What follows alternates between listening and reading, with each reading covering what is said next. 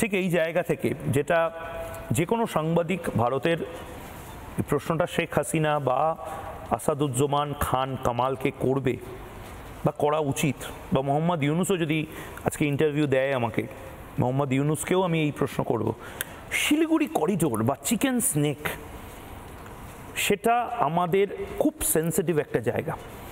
হ্যাঁ, হতে পারে এটা মুরগির গলার মতন একেবারে 20 কিলোমিটার একটা জায়গা, কিন্তু এই জায়গাটা অনেকের টার্গেট ছিল, আমরা রুখে দিয়েছি, গোর্খা রেজিমেন্ট রুখে দিয়েছি, ইস্টার্ন কমান্ড রুখে দিয়েছে।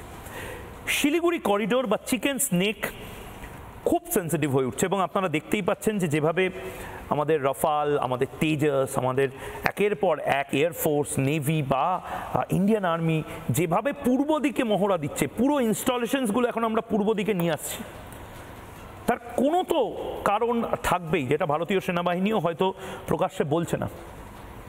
আমি যদি আপনাকে একদম স্পষ্ট ভাষায় জিজ্ঞেস করি, মোহাম্মদ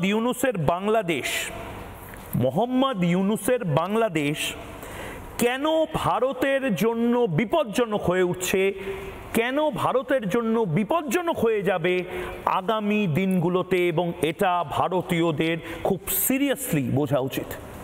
কামাল সাহেব, এই দেখুন, উনি তো ক্ষমতায় এসেই প্রথমে চিকেন নেকের কথা বলছেন, ওখান দিয়ে যাতায়াত বন্ধ করে দিবেন। এইটা আপনারা নিশ্চয়ই আমলে নিয়েছেন, সেই জন্যই আপনারা সেই জায়গাটিতে আজকে অ্যাটেনশন দিয়েছেন। ইউনুস শুধু সেইখানেই নয়, ইউনুস জঙ্গিদের লালন পালন করছেন।